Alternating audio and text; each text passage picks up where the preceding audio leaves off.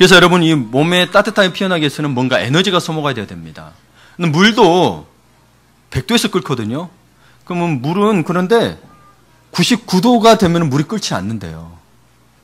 이 100도가 분수령이라는 이야기예요. 오늘 제목이 뭐죠?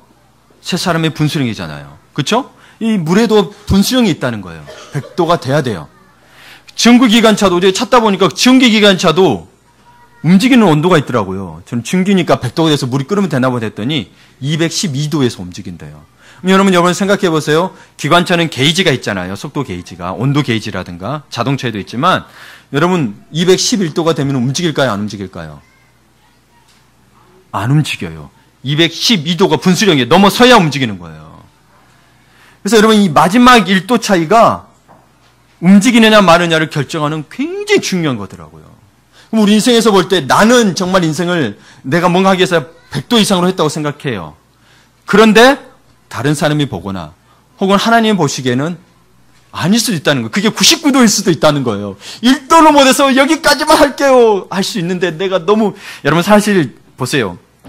국가나 교회나 개인이나 다 넘어야 할 분수령, 고비가 있습니다. 그런데 그러다 보니 그때가 가장 포기하고 싶은 순간이죠. 한두 번 그런 게 아니잖아요. 그렇죠? 포기하고 싶어요. 포기하고 싶어요. 근데 이 순간엔 이 포기하고 싶은 순간이 나는 정말 120도 했다 그거예요. 근데 여러분 부모가 자식 볼 때 어때요? 자녀는 200도 했대, 200% 했대. 근데 어때? 너 50%도 안 했어. 그런 말 자주 하죠. 기준이 달라요. 하나님은 우리에게 볼 때 사람마다 온도가 있는 거예요. 이 사람은 이 온도를 해야 돼. 어떤 사람은 100도일 수 있고 어떤 사람은 120도, 어떤 사람은 70도. 그 끓는 점이 있을 수 있다는 거예요. 생명의 능력이 나타나는 그 점이 있을 수 있다는 거예요. 우리의 판단 기준에 마시고 오늘 말씀을 통해서 나는 몇 도일까? 나는 어느 분수령, 내가 분수령에 와 있는데 넘어갈까 말까 고민하고 있나? 아니면 나는 분수령도 못 왔나? 라는 걸 한번 되짚어 보면서 그러면 내가 여기를 향해 가야겠다. 라는 다짐의 시간이 되기를 축복합니다. 그래서 여러분 무언가 일이 되어가려면 이 분수령, 고비를 꼭 넘어가야 합니다. 그래서 분수령은 일이 되어가는 과정 중에서 정말 중요한, 이게 클라이막스와도 같아요. 이 지점이 굉장히 중요해요. 이게 없으면 여러분 결론을 갈 수가 없는 거예요. 그렇죠? 여러분 심각하게 고민은 많이들 해보셨죠? 그게 분수령인지 몰랐지 그냥 어렵구나 하는 마음 느꼈지만 여러분 그게 분수령이었어요. 그래서 세 사람의 고비, 세 사람의 분수령은 할례를 받아야 된다고 오늘 말씀에서 이야기하고 있습니다. 그래서 첫 번째로 세 사람의 분수령은 마음의 할례를 행해야 한다고 되어 있어요. 받아야 된다는 게 아니라 할례를 행해야 된대요. 그래서 여러분 이 할례라는 게 영어로 circumcision이라고 해석하면 그런데 이거를 그냥 쉽게 풀었으면 cut around예요. 그럼 뭐예요? 겉에를 잘라내다는 거예요. 근데 히브리어로 보면 할례가 브릿 밀라로 돼 있어요. 브릿 밀라가 뭐냐? 브리트가 언약이란 뜻이에요. 그리고 밀라가 할례라는 뜻이에요. 그래서 할례는 언약을 상징하는. 네, 단순히 할례했다 그게 아니고 언약을 의미하고 있어요. 성경에서 이야기할 때는. 그래서 오늘 본문에서 특별히 한번 봐야 될 게 이 할례, 여러분 할례 조금 이따 더 설명하겠지만 오늘 본문에서 할례를 행해야 되는 시점이 참 그 상황을 좀 봤으면 좋겠어요. 5장 1절을 볼게요. 같이 읽어볼까요? 요단 서쪽에 아모리 사람의 모든 왕들과 해변의 가나안 사람의 모든 왕들이 여호와께서 요단물을 이스라엘 자손들 앞에서 말리시고 우리를 건너게 하셨음을 듣고 마음이 녹았고 이스라엘 자손들 때문에 정신을 잃었더라. 예. 여러분 이 이야기를 듣고는 그냥 적군이 아주 마음이 두려움으로 녹아난 상태인 거예요. 그러면 여러분 전쟁의 승패는 이미 불을 보듯 뻔하죠. 예. 전쟁이 일어났을 때 우리가 상식적으로 생각하기에 병력의 수, 그리고 가진 무기, 지금은 정보, 이런 것들 가지고 승패가 갈라지거든요. 그런데 의외로 전쟁이라는 것이 이런 상식적인 요인보다는 전혀 다른 요인에서 승패가 나는 경우가 있습니다. 그래서 여러분 인생에는 그래서 정답이 없는 거예요. 이렇게 하면 다 될 것 같죠? 이렇게 하면 다 될 것 같은데 남들 하는 대로 따라했더니 안 되는 게 허다합니다. 그러니 정답이 없는 거예요. 그래서 우리 인생을 다 알 수 있는 분은 우리 하나님밖에 없는 거예요. 예. 여러분 생각해 보세요. 우리 뭔가를 하기 위해서 돈도 필요하고 사람도 필요하는데 그것만 갖고 될 것 같았으면은 그거 있는 사람 다 성공했죠. 근데 그것만 되던가요?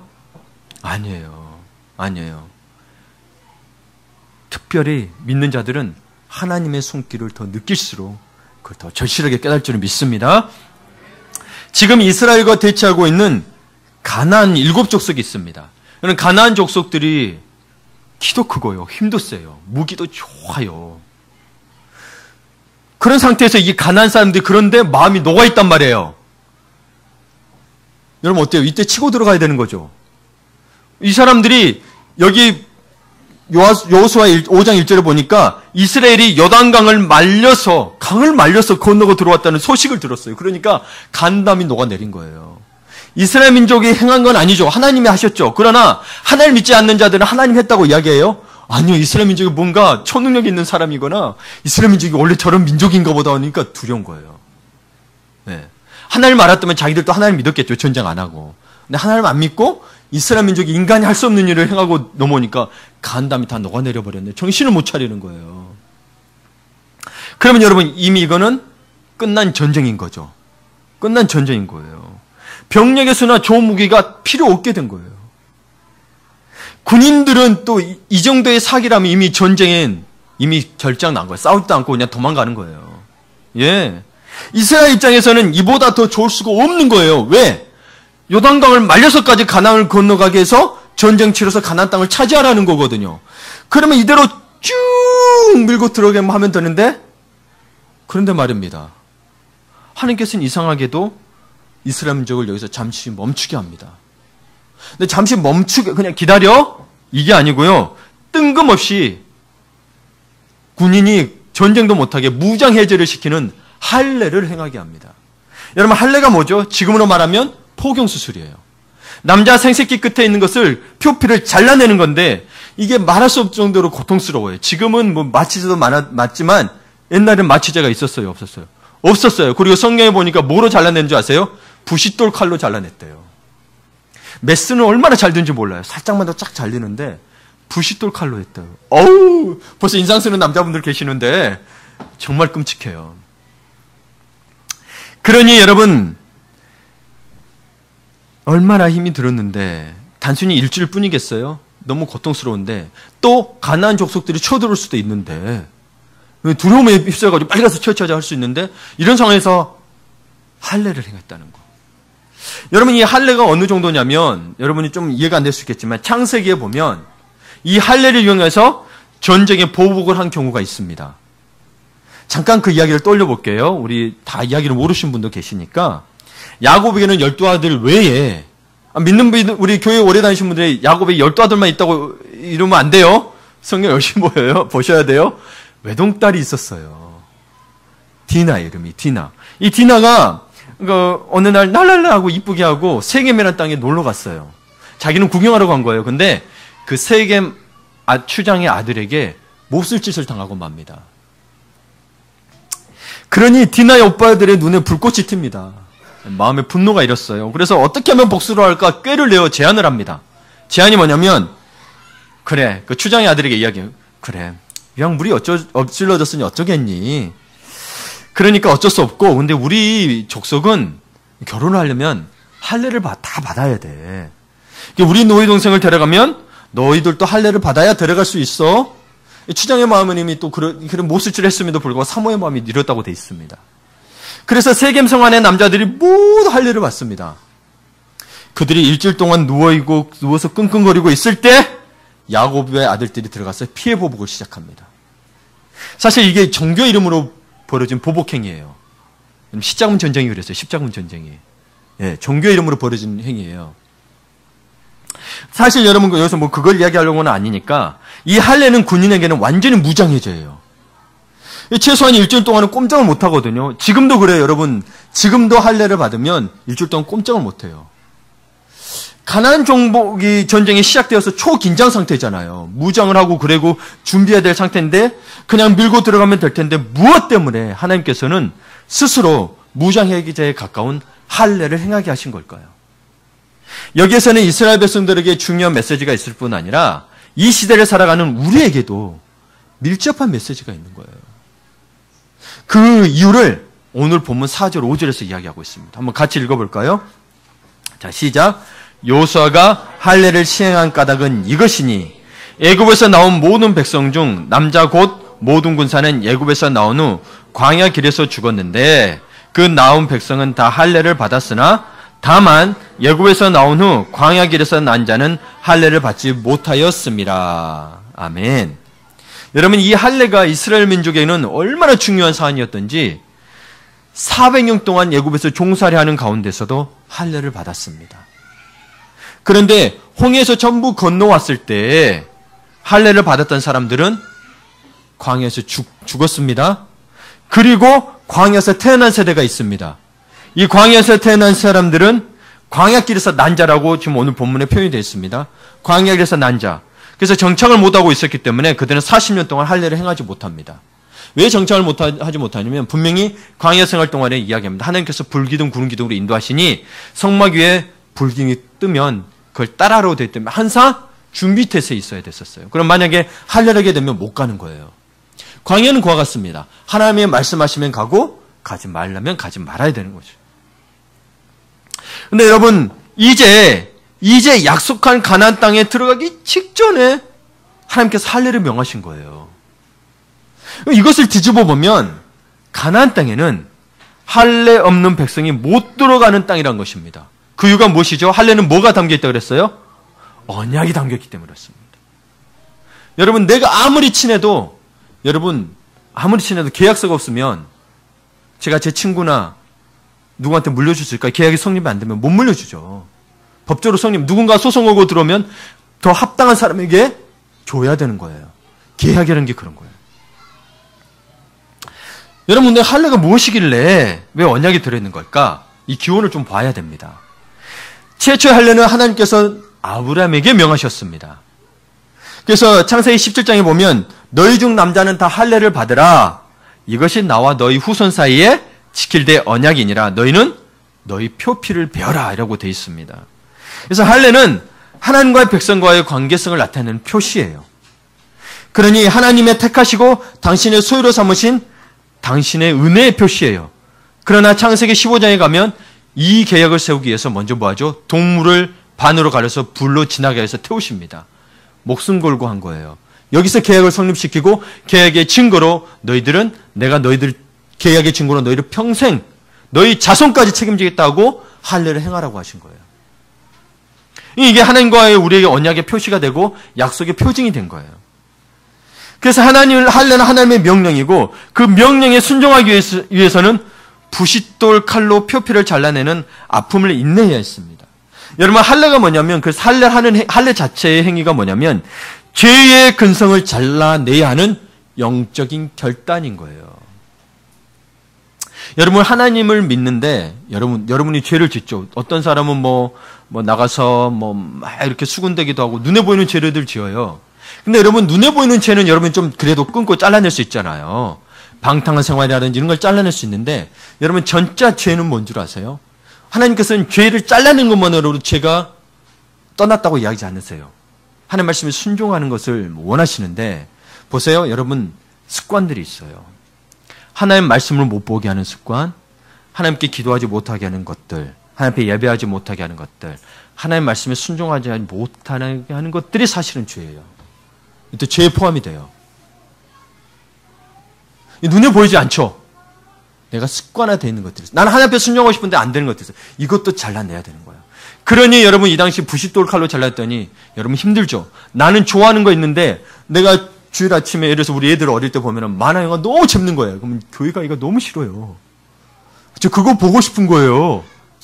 여러분, 아침에 연애에 빠진 우리 젊은 청년들 봅시다. 근데 사랑은 너무 사랑하는데 이 상대방이 주일 아침 보자 그러네? 갈등하겠죠? 결국에는 그곳에 가겠죠? 여기 안 오고? 근데 여러분들은 오시겠죠? 그런 상황이라면. 그런 것들이 있다는 거예요. 내가 매일 큐티하고 기도하려고 하는데 갑자기 나를 방해해요. 남편이 와가지고 갑자기 소리치면 그 시간 되면 그래요. 그러면 시간을 옮기셔야 되지. 그것 때문에 못했습니다. 그러면 안 되는 거예요. 안 믿는 남편을 이야기하는 거예요. 여기 있는 분이 그러지는 않아요. 네. 내가 아침에 하려고 하는데 갑자기 뭔가 생겨서 급한 일이. 한두 번쯤은 그래도 이해가 됩니다. 그런데 그게 여러분의 기도 시간을 앗아가고 예배 시간을 앗아가고 여러분의 말씀을 보는 시간을 앗아간다면 그거를 잘라내야 된다는 거예요. 여러분의 중요한 어떤 계약일 수도 있고 여러분의 중요한 어떤 돌봄일 수도 있어요. 근데 한두 번 정도는 시대가 그러니 제가 양해라고 하지만 그거를 아예 그렇게 시간을 바꿔서 기도도 안 하고 말씀도 안 본다. 그러면 그걸 잘라내야 된다는 거예요. 생각해 보세요. 그래서 할례는 여러분 단순히 눈에 보이는 큰 죄를 잘라내는 것만이 아니고 내가 하나님 앞에 가까이 가고 맡고 있는 것은 모든 것들을 잘라내야 되는 거예요. 그래서 여러분 아주 간단한 상처들은 약 바르고 아프지만 상처 지워지잖아요. 할례는 이거는 지우지도 못해요. 표식이 정확해요. 그러니 하나님의 내게 주신 언약의 약속을 깨트릴 수 있겠어요? 기억하라는 거예요. 내게 주신 오늘의 말씀, 우리 그날의 도적같이 이럴 줄을 너희는 몰랐죠. 근데 하나님 뜻이 뭐였어요? 항상 기뻐하라. 쉬지 말고 있더라. 범사에 감사하라. 했냐고요. 이게 잊어버리죠, 그렇죠? 이걸 기억하는 거예요. 내 마음에 하나님 은혜를 새기고 십자가 은혜를 새기고 하나님 말씀에 순종하라는 이야기예요. 그게 없으면요, 다른 게 우선순위가 돼요. 여러분, 그래서 이게 내 죄를 잘라내는 게 쉽지 않고 내 죄의 습성을 잘라내는 게 쉽지 않은 거지 내가 하나님 믿는 게 쉽지 않은 게 아니에요, 사실은. 그래서 하나님 믿기가 어려운 거지. 여러분 엄밀히 따지면 내 죄의 습성, 자꾸 내 형편만 보는 습성들 있잖아요. 하나님은 불가능을 가능케 한다 그랬는데 나는 내 자신의 불가능을 보잖아요. 그러니 거기에 좌절해버려요. 그걸 넘어서야 돼요. 죽으면 죽으리라 하고 엘리야가 이야기한 것처럼 죽으면 죽으리라 하고 해야 되는데 우리는 죽겠으니 못하겠다. 그쵸? 이게 이제 넘어야 되는 우리의 분수령이 되는 거예요. 그래서 여러분, 죄와 단절하고 하나님과 연결하는 수술이 할례입니다. 표면적 유대인이 아니요. 육신의 할례가 할례가 아니라 할례는 마음의 할지니 로마서 3장에서 바울이 이야기하고 있습니다. 그럼 마음의 할례를 마음에 하라는 게 무슨 뜻일까요? 풀어서 쉽게 이야기하면 그 중심을, 여러분의 중심을 하나님과 합한 사람이 되라는 거예요. 하나님과 같은 마음이 되라는 거예요. 하나님은 하라고 하는데 나는 못하겠다 그러면 하나님과 같은 마음인가요? 아니요, 불순종이 되는 거예요. 여러분께서 할례받지 못한 마음은 여호와의 사랑과 공의와 정의를 깨닫기가 어렵습니다. 그래서 여러분 그 할례받지 못한 자는 하나님의 벌을 면치 못하게 됩니다. 그래서 할례받지 못한 자, 믿음이 없는 아예 믿지 않는 자들은 여러분 그 나중에 그 길이 갈라지는 거고 아예 영생이냐 영원한 죽음이냐로 갈리게 되고 믿는데도 불구하고 이게 잘 안 됐다 그러면 여러분 조금 혼돈이 나시는 거예요. 이걸 징계라고 이야기하는 거예요. 예, 구원이 없는 게 아니에요. 깨달아라 주는 거예요. 그래서 하나님께서 성경에 보면 고난을 주신 이유가 우리가 성숙하고 우리가 하나님의 은혜를 잊지 않도록 주신다게 돼 있어요. 그게 없는 사람들은 다른 사람을 위로하기도 어렵고 오히려 교만해진다고 이야기합니다. 그래서 고난이 내게 유익이라고 이야기할 수 있는 거예요. 성경에 특별히 에레미야 6장에 보니 할례받지 못한 귀도 있대요. 바울은 마음의 할례를 받아라 그랬잖아요. 근데 에레미야는 할례받지 못한 귀가 있대요. 그래서 제가 읽어드릴게요. 6장 10절입니다. 내가 누구에게 말하며 누구에게 경책하여 듣게 할꼬 그 귀가 할례를 받지 못했으므로 듣지 못하는도다.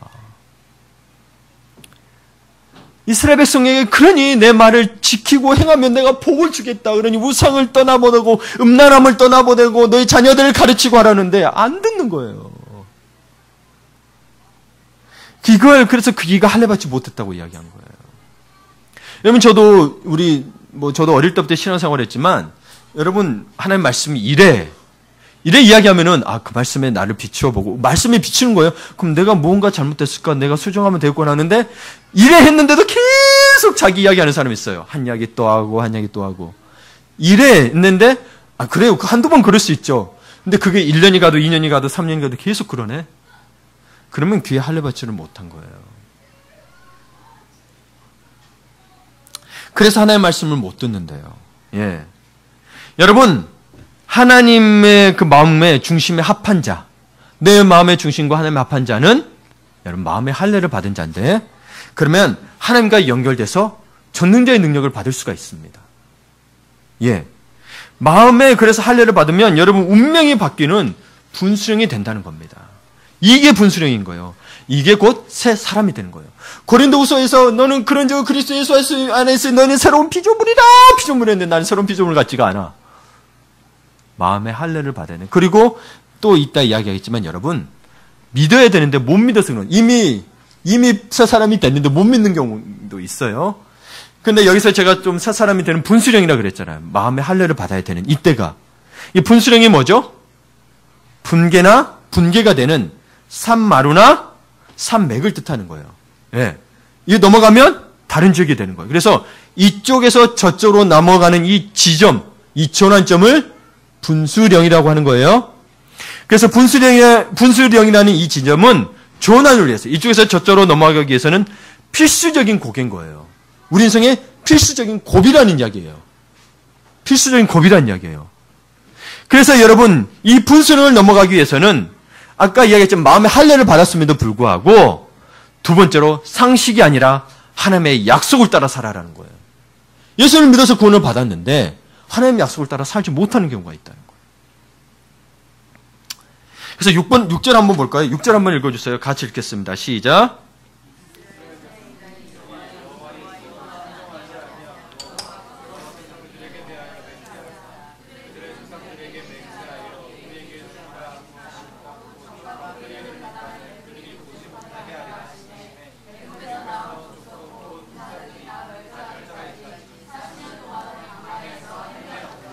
예. 보세요. 이스라엘 민족, 이 민족들은, 광야에 있던 민족들은 출애굽을 했어요. 하나님 행하신 일을 그 애굽에서 했던 10가지를 봤어요. 그리고 마지막 6월절 때 자기들은 피를 발랐던, 양의 피를 발라서 살아나는 역사가 옆에서 나가 죽어 떠는 것도 봤어요. 홍해가 갈라진 걸 봤어요. 그런데도 하나님 말씀을 청종치 않아요. 눈에 앞에 보이는 거에 벌써 불평불명을 해요. 그쵸? 그래서 여러분 우리 상식에는 광야에 있으니까 물도 없고 음식도 없어서 힘들 수 있어요. 그러나 하나님을 믿으라는 거예요. 내가 애굽에서 인도한 얘가 너희를 먹이고 즐기고 입히시지 않겠느냐라고 이야기하고 있는 구약에서도 또 신약에서도 예수님도 이야기해요. 하늘에다 공중에 나는 새를 보라 들에 핀 백합화를 보라. 무엇을 먹고 마시는데 그걸로 염려하지 말라라고 이야기하고 있어요. 하나님의 약속의 말씀을 믿고 따르면 여러분 잠시 이 시기를 기다리셔야 돼요. 시기를 기다리셔야 돼요. 대표적으로 이 약속을 했는데도 어긴 사람이 있어요. 아까 말했던 누구? 아브라함. 너희에게서 난 씨가 너희 민족을 창대하리라 그랬어요. 내 약속의 씨라 그랬어요. 근데 여기에 여자 말을 좀 넘어갔어요. 우리 성경에 보면 남편분들 여자 말을 잘 들어야 되는데 두 가지 분별할 게 있어요. 에덴 동산을 한 것과 여기 사라가 한 이야기는 잘 분별하셔야 돼요. 사라가 자기들이 이미 그 태가 끊겼다고 돼 있었어요. 경수가 멈췄다고 돼 있어요. 그래서 자기가 보기에 아닌 거 상식적으로 아니잖아요. 그렇죠? 의학적으로 아니에요. 그래서 하갈 몸종을 넣어 들어가서 씨를 이르게 하라고 남편에게 이야기해요. 남편이 잘 순종했습니다. 그래서 이스마엘이 태어났어요. 그런데 하나님이 그걸 보고 왜 못 기다렸냐고. 이스마엘 그 사건 때문에 삐지셨는지, 제 표현이 그렇습니다. 삐진 건 아니고 13년 동안을 아브라함에게 아무 말도 안 하세요. 언약의 증표를 삼았고 그리고 믿으라고 했는데 10년 동안 기다린 것도 대단하죠. 10년째 되는 때에 그 약속을 못 지키고 몸종에게 들어가서 다른 씨를 낳게 돼요. 지금까지도 걸림돌이 되고 있죠. 하나님이 그래도 나타나셔서 또 왜 그랬냐. 내가 네 씨로 하겠다고. 하나님은 근데 세운 언약을 절대 파기하지 않으세요. 사실 인간은 파기했어요. 말씀을 못 지켜서 파기했는데 하나님은요. 그분 성품이 그분이 세운 약속은 인간이 파기할지라도 그분은 파기를 못해요. 그분의 성품이 그래요. 그러니까 우리가 채짓고 해도 또 받아주시는 거예요. 글쎄 은혜인 거예요. 은혜인 거예요. 십자가도 언약인데 십자가 언약이라고 하는데 은혜인 거예요. 내가 너 죄를 고백하고 내게 회개하고 나를 믿으면 구원해 주시다는 거는 여러분이 수백 번의 반복에도 해 주시겠다는 거예요. 그러니 참 은혜라는 거예요. 그래서 하나님이 그 약속을 다시 이어가시는데 여러분, 근데 이스라엘 약속이 정말 가나안 땅에 들어가는 이 시간까지는 430년이 걸렸습니다. 큰 약속일수록 오래 걸려요. 그래서 여러분, 고난이 클수록 하나님은 뭔가 큰 거를 약속하셨나 보다 한번 생각해 보세요. 근데 그걸 못 봐. 고난만 보다 보니까. 그래도 큰 고난 피하고 싶은 게 사람의 마음인데 여러분 스스로 선택한 게 아니잖아요. 그렇죠? 하나님이 고난 가운데 내버려 둘 때가 있어요. 고난을 주시는 게 아니고. 그러면 생각을 해보셔야 돼요. 예. 특별히 또 여러분, 우리가 제가 아까 얘기했던 습관에서 이야기했어요. 이 습관에 있어서 우리 초신자들도 계시는데, 이게 제가 이게 책을 보다 보니까 영어로 되어 있고 번역이 안 되는 책들이 있었어요. 글들이. 그래서 콜 바스켓 바이블이라고, 그냥 한국말로 하면 식탁 바구니 성경이에요. 아니, 석탄 바구니 성경. 석탄 바구니 성경. 이걸 제가 좀 번역을 했어요. 자, 들어보세요. 동부 켄터키 산속 농장에 한 소년과 할아버지 이야기예요. 매일 아침이면 할아버지는 일찍 일어나서 부엌 식탁에 앉아서 낡고 다른 성경을 읽었습니다. 이 할아버지 손자는 이걸 보고 할아버지처럼 성경을 읽고 싶어서 그가 할 수 있는 모든 방법을 동원해서 할아버지를 따라했습니다. 그러다가 어느 날 손자가 할아버지에게 물었어요. 할아버지, 나도 할아버지처럼 성경을 읽으려고 예 쓰고 있어요. 근데 성경이 이해가 되지 않아요. 그리고 내가 이해한 것은요, 이 어린아이도 그래. 책을 덮자마자 다 잊어버려요. 그러는 거예요. 그럼 성경을 제대로 읽기 위해서 무엇을 해야 하나요? 할아버지한테 물었습니다. 그래서 할아버지는 조용히 난로 옆에 있는 석탄 바구니에서 석탄을 비우고는 그 바구니를 주며 말했습니다. 이 석탄 바구니를 들고 가서 강으로 가서 물을 채워서 돌아오너라. 물을 채워서 돌아오너라 했어요. 근데 소녀는 강으로 가서 물을 담아서 집으로 돌아오려고 했지만 집에 도착하기도 전에 물은 다 새고 말았습니다. 할아버지는 웃으며 이야기했습니다. 자, 이번에는 좀 더 빨리 움직여 보려무나. 여러분 한번 옆에 본다면 옆에 빠르게 한번 안마 좀 해주실래요? 피곤하신 분들이 계신 것 같아서. 피곤하신 분들이 계신 것 같아서 안마 한 번씩 해주세요. 앞뒤로도 좀 해주시고. 네, 이제 정신 차리세요. 네. 빨리, 그 소녀는 전보다 더 빨리 움직였어요. 하지만 여전히 집에 도착하기도 전에 물은 다 사라지고 말았습니다. 이렇게 2번 갔다 왔으니 산속에 있었잖아요. 강에까지 가려면, 계곡까지 갔다 오려면, 여러분 생각해보세요. 숨이 찬 거예요. 할아버지, 이 바구니 안에 물을 담아 운반하는 것은 불가능해요.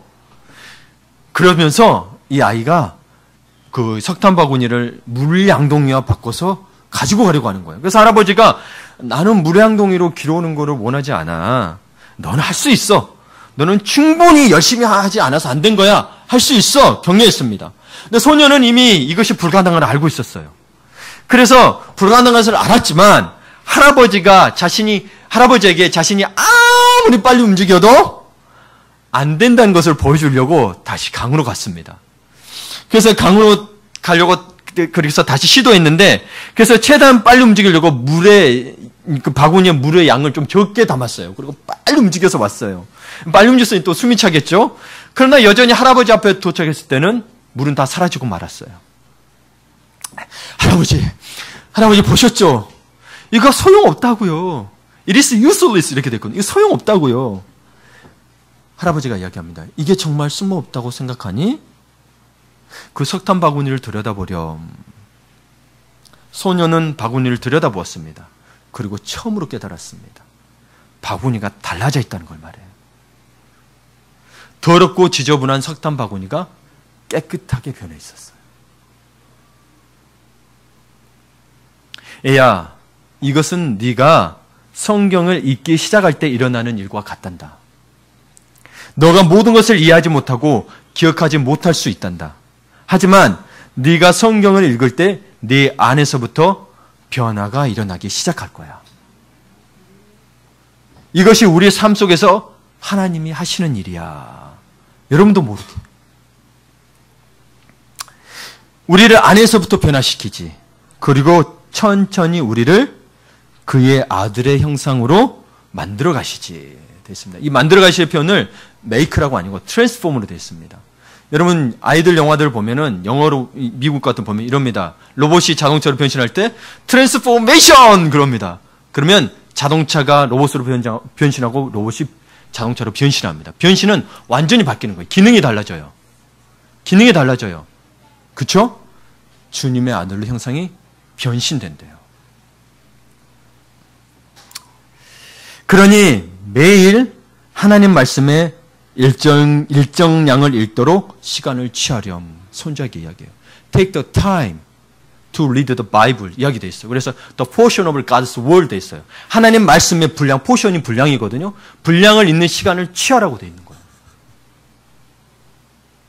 여러분, 시간은 내가 취해야 되는 거예요. 하나님이 주신 것을 내가 그냥 그 시간을 취하는 거예요. 가만히 앉아서. 아닙니다. 그래서 여러분, 성경은 먼저 우리의 생각과 마음의 변화를 주는 거예요. 여러분도 모르는 새. 여러분 벌써 우리 그 하늘빛 교회가 제가 온 지가 벌써 2년이 돼 가잖아요. 처음 왔을 때하고 여러분 지금하고 어때요? 우리 예전에 같이 하셨던 분들. 좀 마음가짐이 다르시죠? 아직 모든 게 변하지는 않았을 수는 있어요. 그러나 이미 시작하셨어요, 하나님은. 사람마다 시간차가 있는 것 뿐이지. 그리고 그 말씀에 따라 살기를 원하면서 우리의 삶이 변하기 시작하는 거예요. 왜냐하면 우리 삶이 먼저 깨끗해지는 이유가 우리는 죄에 물들어 있는 거예요. 죄의 습성에. 그래서 석탄 바구니와도 같았던 거예요. 말씀이 들어가고 믿음이 생겨야 그 더러운 게 밀려나가는 거예요. 그래서 예수님을 표현할 때 말씀으로 오셨지만 또 빛으로 오신 예수님 얘기예요. 우리 가운데 모든 어둠을 몰아내시는 분인 거예요. 그래서 여러분 세상의 빛과 다른 건 세상의 빛은 저 기둥이 있으면 기둥 뒤에 그림자가 생기죠. 예수 그리스도의 빛은 무엇이 있든 간에 그림자가 지지가 않습니다. 모두 다 비춥니다. 모두 다 비추는 거예요. 그러니 모든 어둠이 밀려나가는 거예요.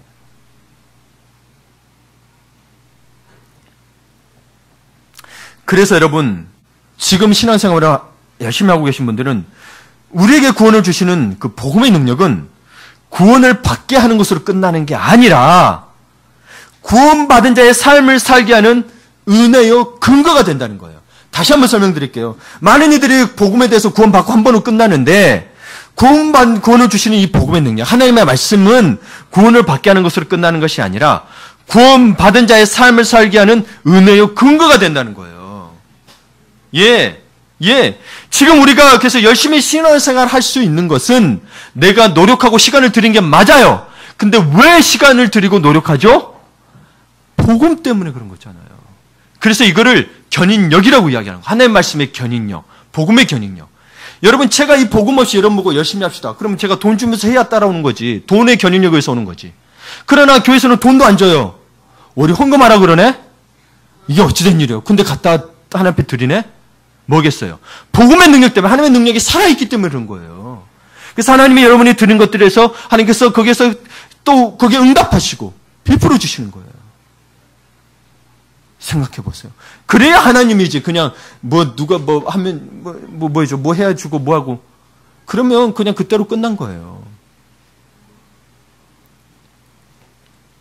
하나님은 그렇게 할 수 있도록 우리에게 복음을 예수 그리스도 이미 태초 전부터 우리에게 계획하셨던 거예요. 이게 복음의 능력인 거예요.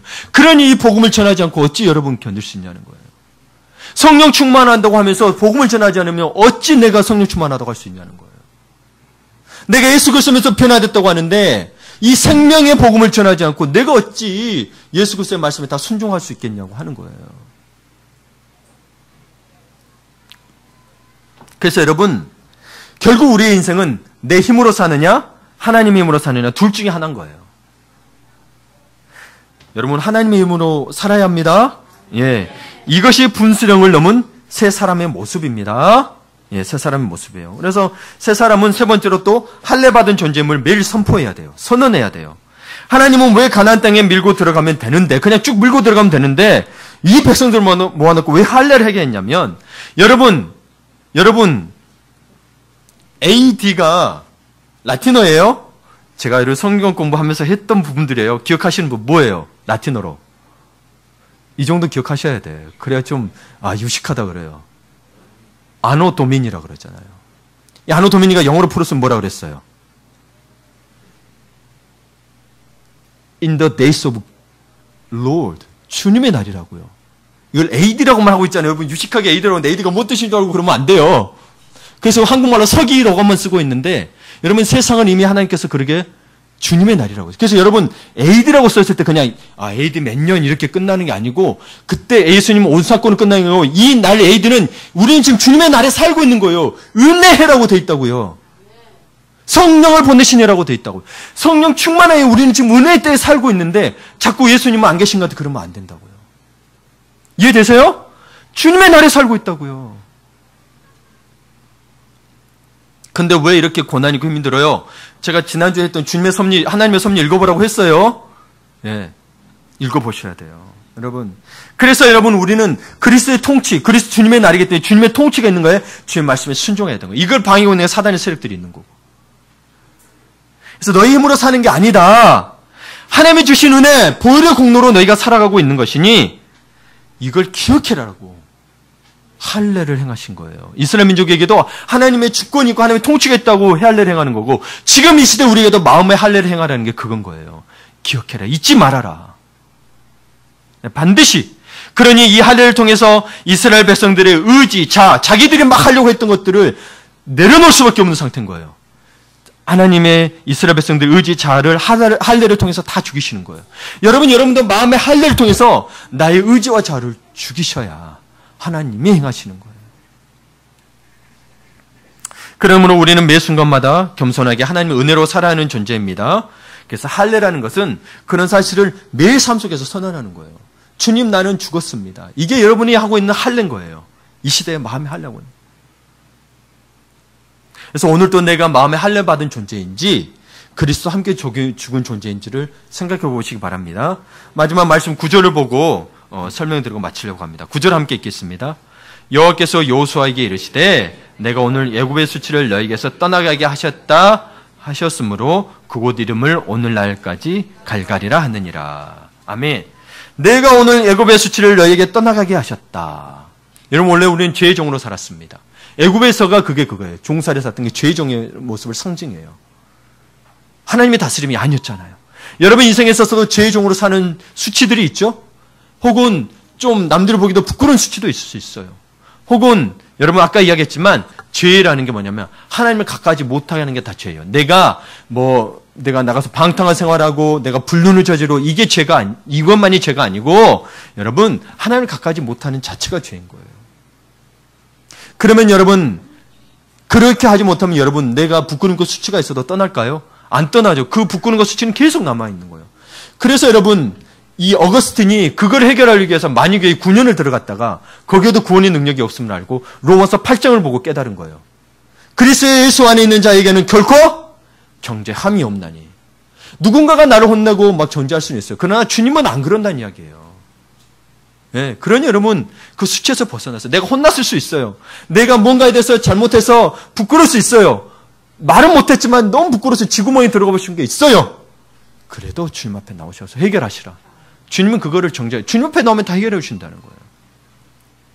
그래서 여러분 이 길갈은 여러분의 불신앙의 마침표라는 거예요.